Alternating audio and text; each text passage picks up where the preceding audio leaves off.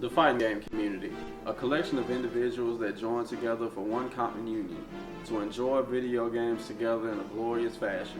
There are many variables that play together to make this community strive, but in this particular series I'd like to focus on one particular part of that community, and that's the TOs.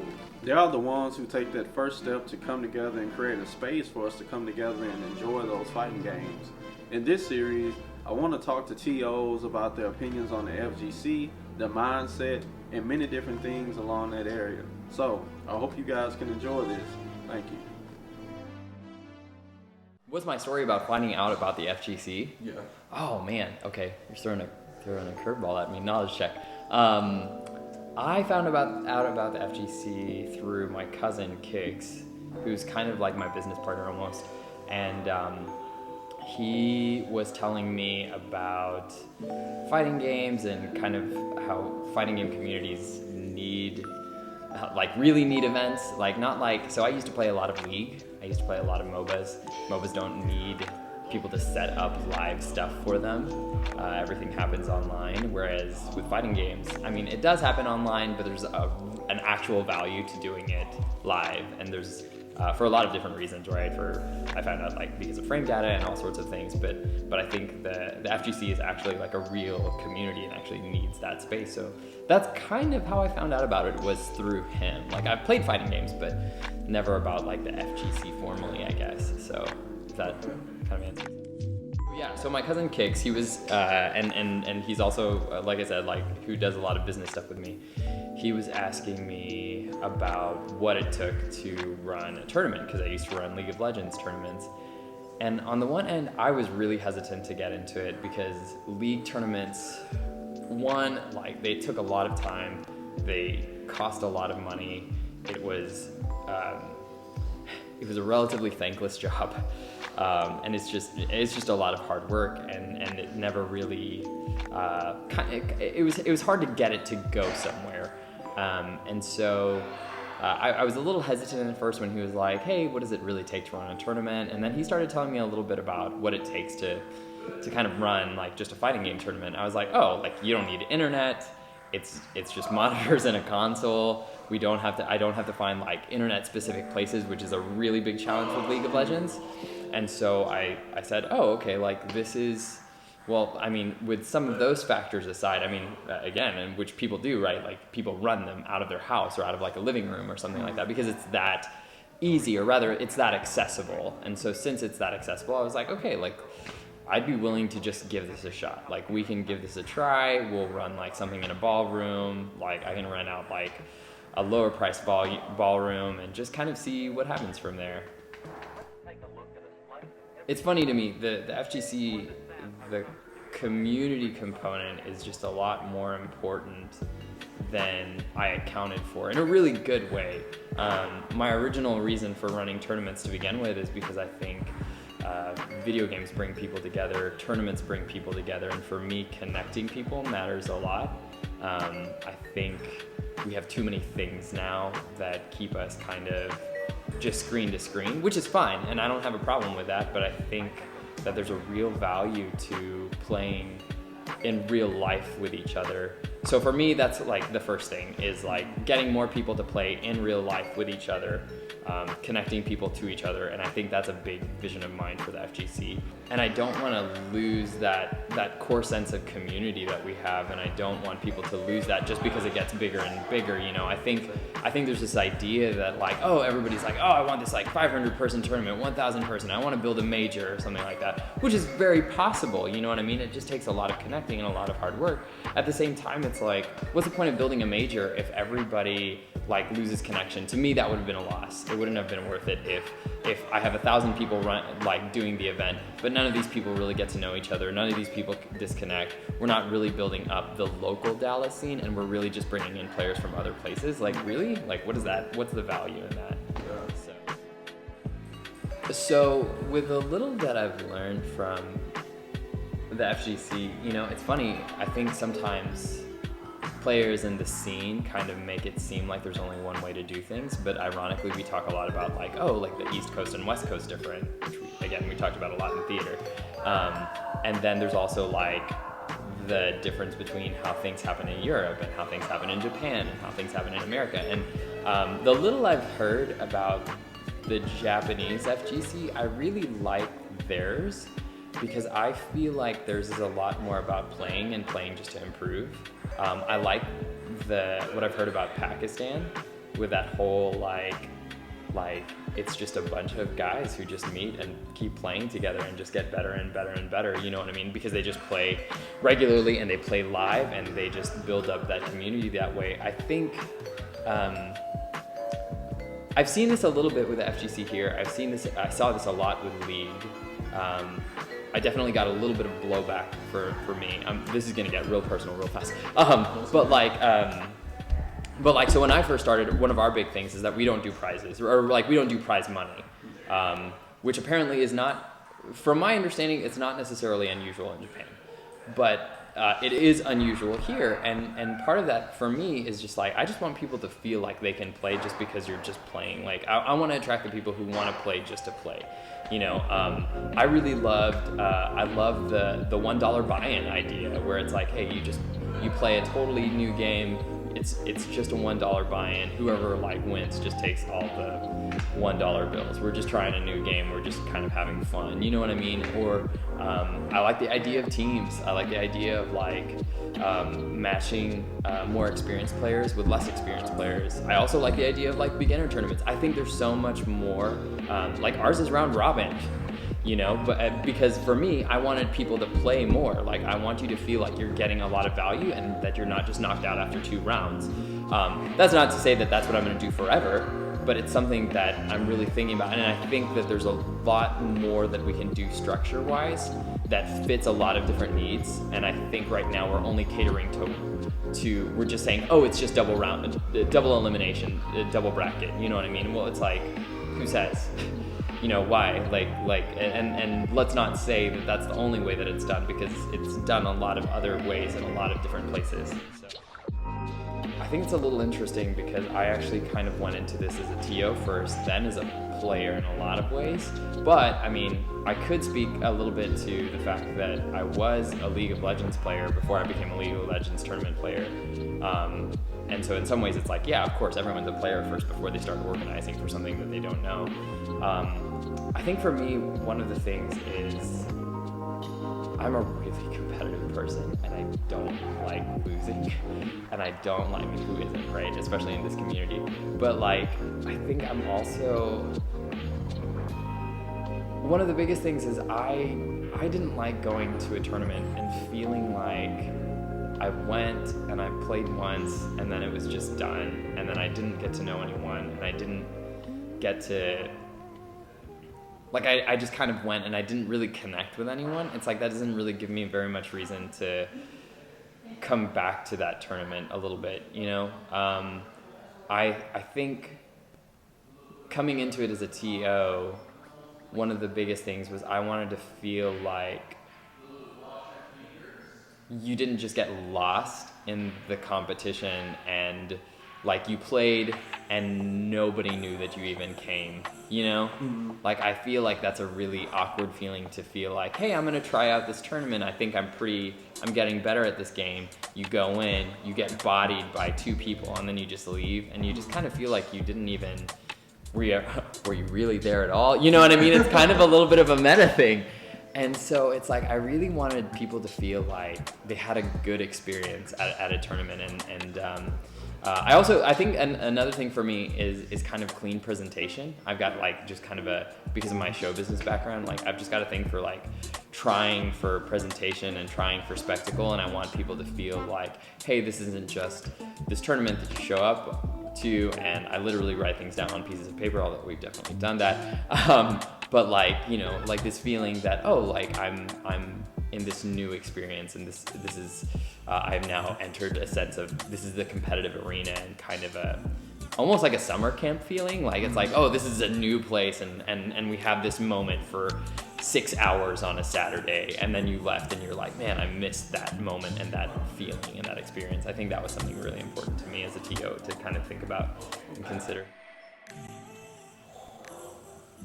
The hardest part about being a TO, in my opinion, is there are a lot of because for me, it's not even just about the single tournament happening. I mean, tournament day is crazy. You're just like the whole day. But I think there's two things. One, it's as far as the community management, it's knowing that you're supporting your players and what they want, right? Because you've got some players who are coming in and they just want to, they're really looking for maybe spectacle or like to connect with people or something like that. So you're like, okay, how do I make sure that that person is getting that?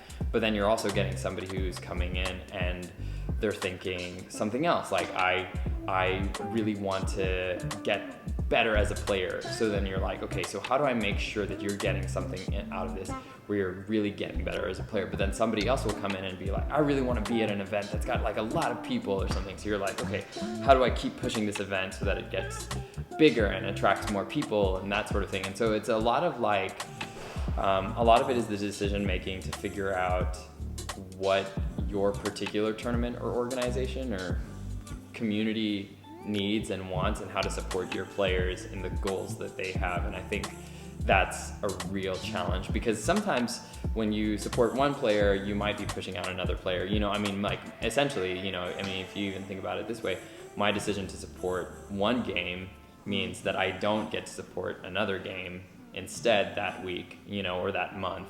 And so you're kind of having to make this decision about, well, which game do I support? Which game do I really work on? So I think that's one of the biggest challenges. I think the other challenge is honestly promotion.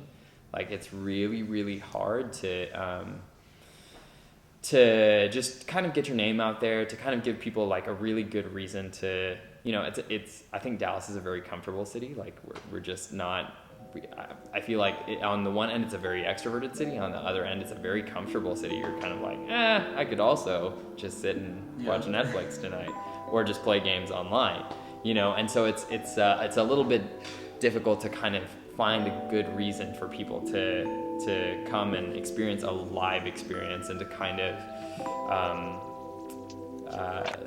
to recognize that I think everybody has a need for community, and I think you just sometimes you just don't realize that you really need to just be around people. So.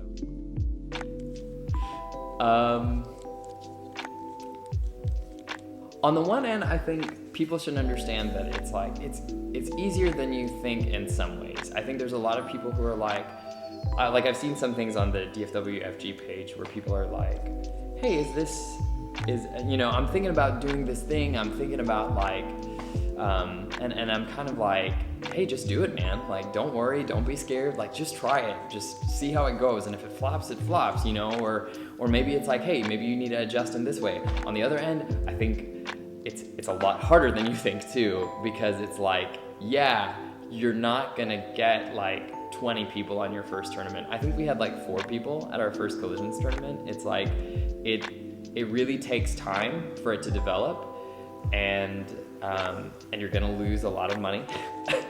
You're gonna lose a lot of money, you're gonna lose a lot of time. You're gonna probably get a little bit stressed. Actually, you're gonna probably get a lot of bit stressed, and a little bit panicked sometimes.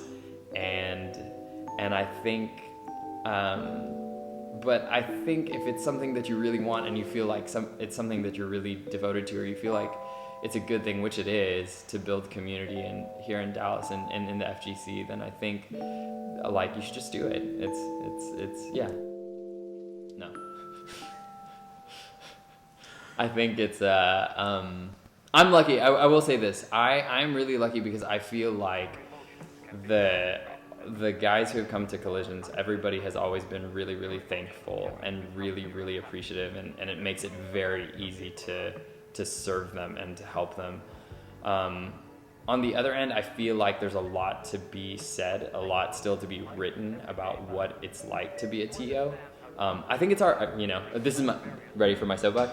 So I think it's really interesting because we call them TOs, right? We call them tournament organizers and not say community organizers, but really in a lot of ways what you have to do to keep a good local scene going is to be a community organizer, in my opinion. Yeah, and that takes a lot more work. Like we've got a lot of really, really great. I will say this. I think Dallas has been pretty good about it. Like we've got the guys who are good TOs, like people know who they are in Dallas, right? Like we know about Brian Greer, we know about Docta, we know, we know about Arthur Williams, like we know about Ryan Champ, like we know these guys because I think they've done a really good job of that. That said, I think just generally the FGC, like it doesn't, we definitely pay a lot more attention to players, and then the TOs, honestly, like we're really hard on them. I think we're really hard on their effort, and yeah, so that's kind of my quick 2 cents on that.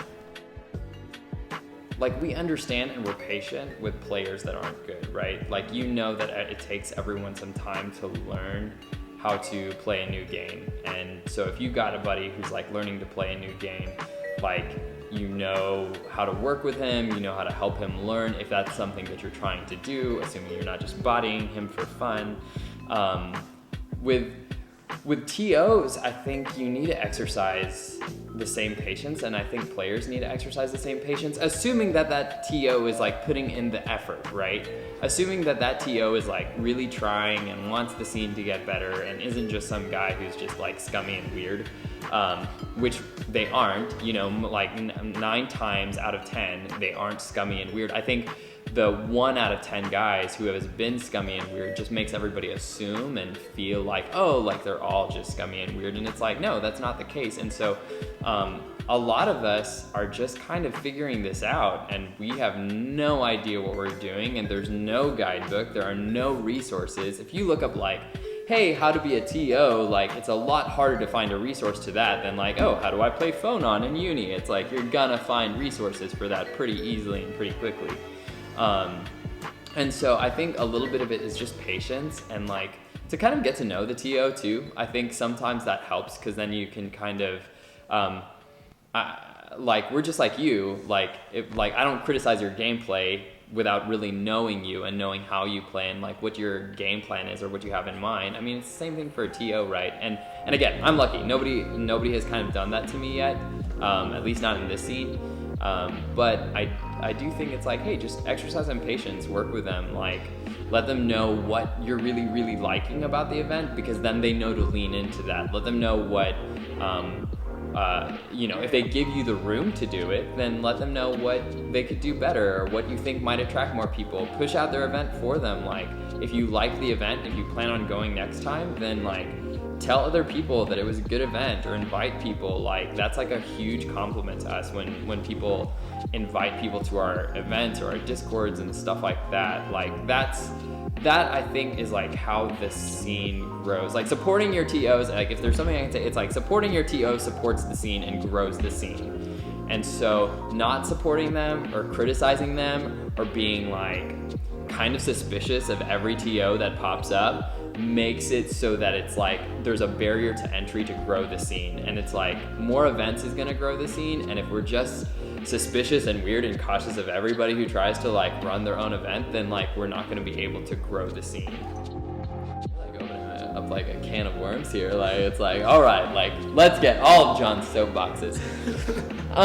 I have a lot of mixed feelings on like why people don't support local. So on one end, again, I think it goes, at least for Dallas, I think it goes back a little bit to Dallas culture. Like it's hard to get people out sometimes in Dallas, I think one of the other things, this is like a really quick like little soapbox, and you can cut this the way that here's my solve, like you can figure out like how to cut this the way that you want. But one of the things is I think like in the short time that I've been a player in this, like I understand that playing live with people and playing like long sets live with people is what makes you better as a player.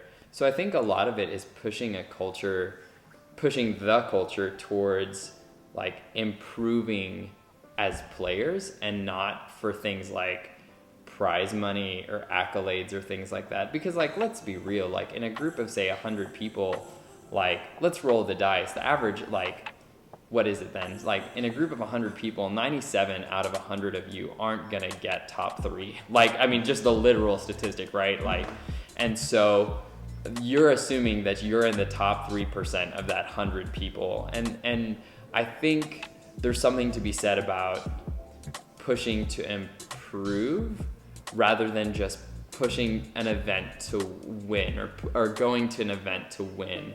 And I think to a certain degree, I think that's a little bit of the responsibility of TOs too. Again, to kind of go back to tournament structure, it's like, well, yeah, like who's going to want to go to a double elim tournament if they know they're not super, super good, but they know they want to get better at the game? It's like, well, we should have events for people who just want to get better, or like who just want to improve and stuff like that. That's why I love what EX Dojo is doing, because it's like, I love the fact that they have events that are structured around like really competitive play, and that they have events that are structured around like training. Like, I think that's really, really valuable. Like, I think it really comes down to a little bit of like learning to play to improve, and learning to like, and playing to just be around other people and get to know other people, and kind of building the scene as a community and not just as a tournament, or just kind of as a, because yeah, who wants to go to a tournament just to get bodied twice and then go home? Like, nobody wants to do that.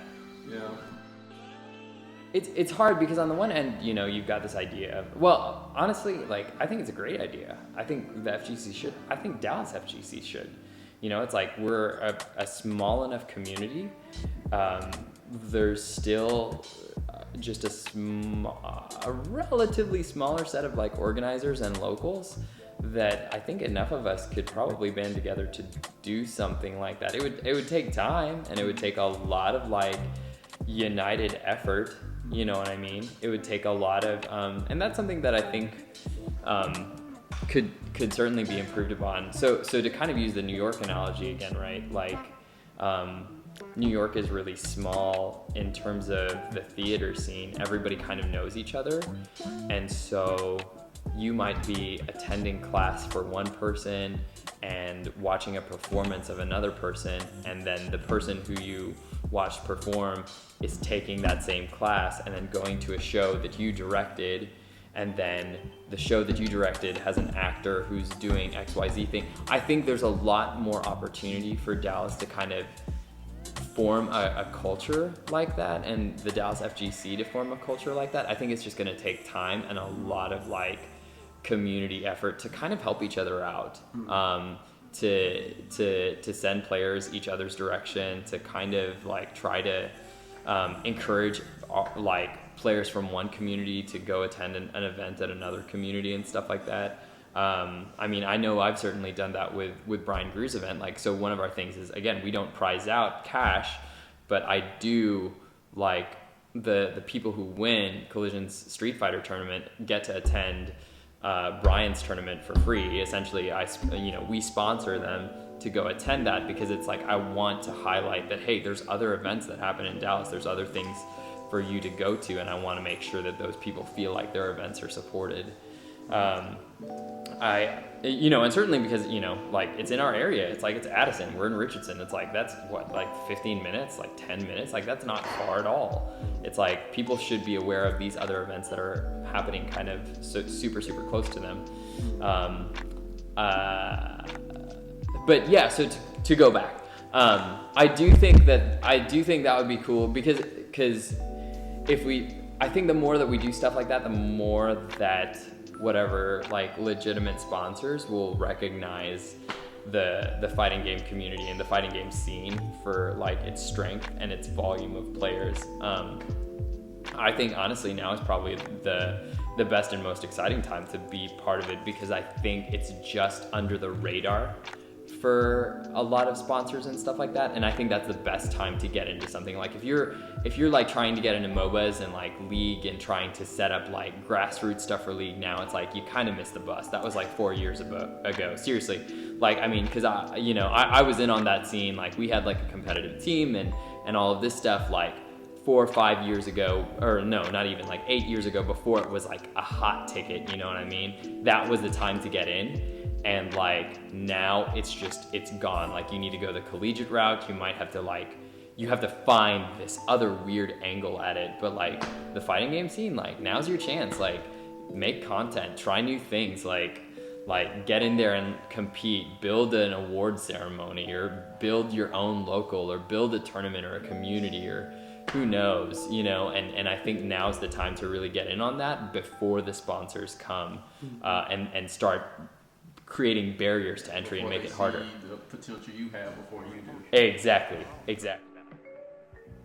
Yeah, I mean, just do it, really. I mean, I think the first thing would be like, just do it. Like, just give it a shot, see how it goes, see if you like it. Reach out to, there's plenty of people on the DFW FGC page that would be willing to help you out or answer questions for you. I'm willing to answer questions. I'm super willing to answer questions if people have questions about it. I will say it's like, you need to be ready to lose a lot of time, and you need to be ready to lose money. Like, I think that's the biggest thing.